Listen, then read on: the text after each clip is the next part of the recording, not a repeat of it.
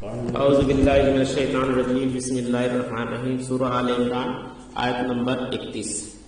اس کے پہلے ذکر ہو چکا ہے آیت 30 میں کہ انسان کو جب قیامت کے دن اللہ تعالیٰ کھڑا کرے گا اور اس کا اعمال نامہ دے گا اس کے ہاتھ میں، تو کہے گا کہ کاش یہ اعمال نامہ مجھے نہ دکھایا جاتا، مجھ سے کوسوں دور ہو جاتا۔ وہ اپنا دیکھنا ہی نہیں چاہتا، مگر اللہ تعالیٰ کہتا ہے کہ تم نے جو کچھ بھی کیا ہوگا ہم اس کو دکھا دیں گے۔ اب اس کے آگے کی آیت آتی ہے، اعوذ باللہ من الشیطان الرجیم، بسم اللہ الرحمن الرحیم۔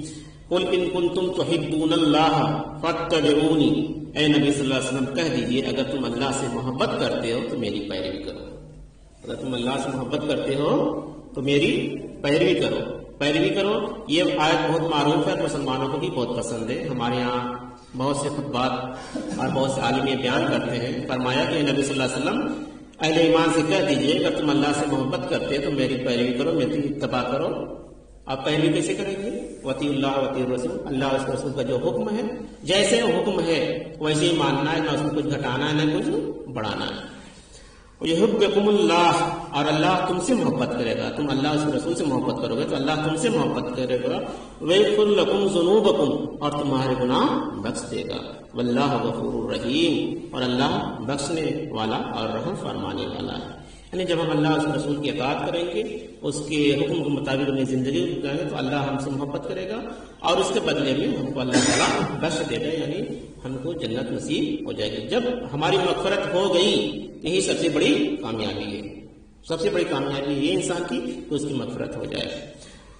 قل اطیعوا اللہ والرسول، کہہ دیجیے اطاعت کرو اللہ کے اور اس کے رسول صلی اللہ علیہ وسلم کی۔ یہی بات آ گئی، یہی آیت ہم بتا رہے تھے۔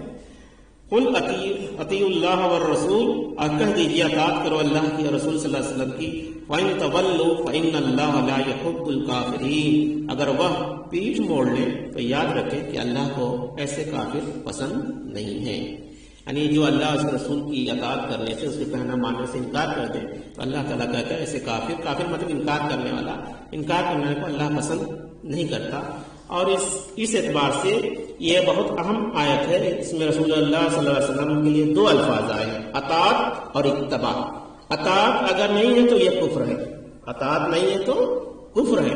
چنانچہ اطاعت تو لازم ہے، وہ بھی دلی آمادگی سے، مارے باندھے کی اطاعت نہیں، دل سے، یعنی مجبوری میں نہیں کہ چلو نماز پڑھنا ہی ہے، نہیں، دل سے اطاعت کرنی ہے۔ لیکن اطاعت کس چیز میں ہوتی ہے؟ جو حکم دیا گیا یہ کرو آپ کو کرنا ہے۔ یعنی دو طرح کی آیت قرآن میں موجود ہے، ایک ہے آیت متشابہات اور ایک آیت محکمات۔ تو متشابہات آیت کے چکر میں نہیں پڑھنا چاہیے، اس کا علم صرف اللہ کو ہے، اور محکمات آیت میں جس میں اللہ نے حکم دیا اس پہ مجھے عمل کرنا ہے، آنے سب لوگوں کو عمل کرنا ہے۔ اتباع اس سے بلند تر شے ہے، انسان خود تلاش کرے کہ حضور صلی اللہ علیہ وسلم کے اعمال کیا تھے اور ان پر عمل پیرا ہو جائے، خواہ آپ صلی اللہ علیہ وسلم نے اس کا حکم نہ دیا ہو۔ گویا اتباع کا دائرہ اطاعت اس سے وسیع تر ہے۔ انسان کو جس کسی سے محبت ہوتی ہے وہ اس سے ہر طرح سے ایک مناسبت پیدا کرنا چاہتا ہے، چنانچہ اس کے لباس جیسا لباس پہننا پسند کرتا ہے، جو چیزیں اس کو کھانے میں پسند ہوتی ہیں وہی چیزیں بھی خود بھی کھانا پسند کرتا ہے، اور ایسی چیزیں جس کا حکم نہیں دیا گیا لیکن ان کا التزام پسندیدہ۔ ایک صحابی رضی اللہ عنہ کا واقعہ آتا ہے کہ ایک مرتبہ رسول اللہ صلی اللہ علیہ وسلم کی خدمت میں حاضر ہوئے تو انہوں نے دیکھا کہ آپ صلی اللہ علیہ وسلم کے کرتے کی بٹن نہیں لگی ہوئی تھی اور آپ صلی اللہ علیہ وسلم کا گریبان کھلا ہوا تھا، یہ مطلب یہ کھلا ہوا تھا۔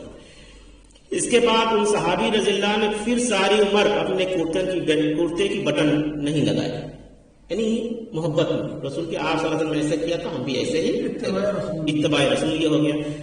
حالانکہ حضور صلی اللہ علیہ وسلم نے تو انہیں اس کا حکم نہیں دیا تھا۔ یہ صحابی رضی اللہ کہیں دور دراز سے آئے ہوں گے اور ایک ہی مرتبہ میں خدمت اقدس میں حاضر ہوئے ہوں گے، لیکن انہوں نے اس وقت محمد رسول اللہ صلی اللہ علیہ وسلم کو جس شان میں دیکھا اس کو پھر اپنے اوپر لازم کر لیا۔ اور ہمارے یہاں بھی جو ہے ایک آدمی ایسے تھے وہ پوری مطلب ہمارے والد کے دوست تھے اور انہوں نے پورا ہمیشہ کھلا رکھا۔ ہم لوگ کہتے تھے بند کر دیا، اچھا کہیں نہیں، اللہ کے رسول نے ایسا کیا تھا، یہ حدیث پڑھے تھے، انہوں نے اسی پہ عمل کیا۔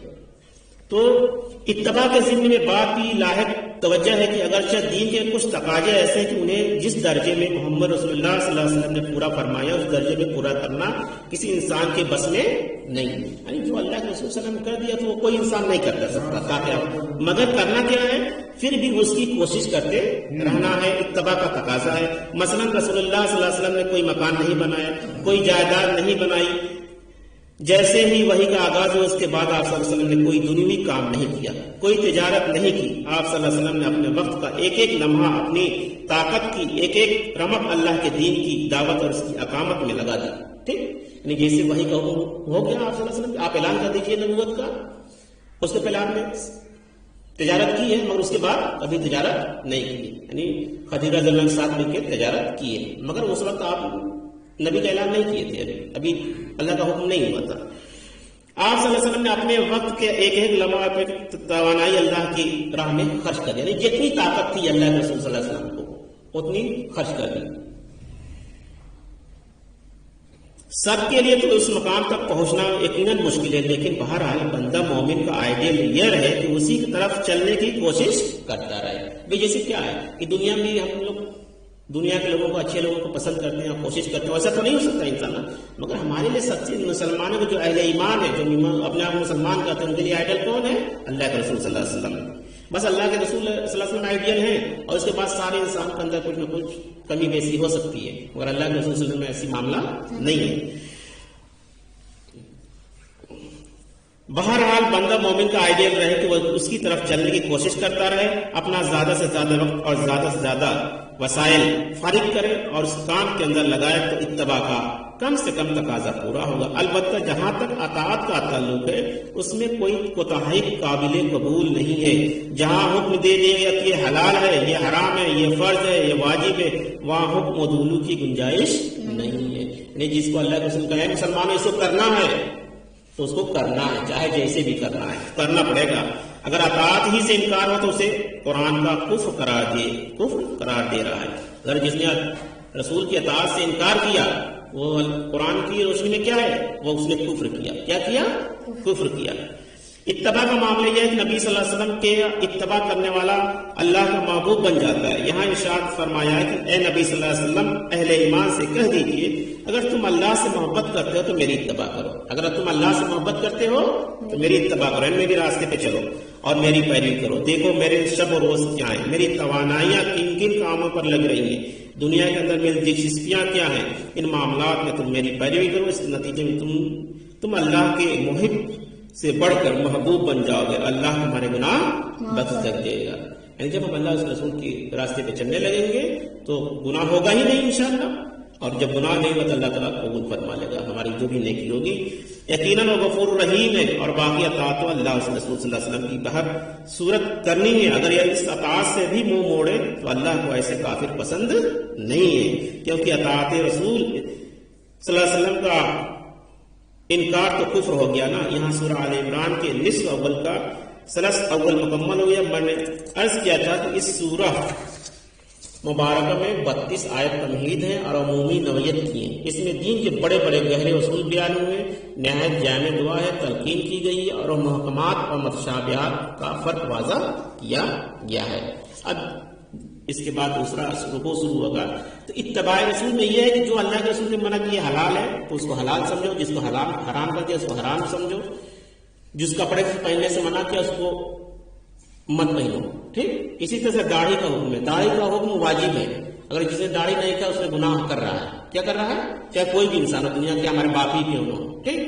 تو وہ گناہ کر رہا ہے، اس کو گناہ ملتا ہے مگر واجب ہے. دیکھو فرض کا جو انکار کر دے گا اس نے کفر کیا، اور جو واجب کا انکار کرے گا نہیں کرے گا اس کو گناہ ملے گا، وہ کفر کے درجے میں نہیں آتا ہے. تو اس طرح سے کوشش کرنا چاہیے کہ اللہ کے رسول صلی اللہ اور اللہ کا کیا حکم ہے اس کو ڈھونڈ کے اس پہ عمل کرنا چاہیے، اور اس میں ہماری زندگی کامیاب ہو جائے گی. اللہ تعالیٰ سے دعا ہے کہ ہمیں وطیع اللہ وطیع رسول کے حکم پر چلنے کی توفیق عطا فرمائے. آمین ثم آمین.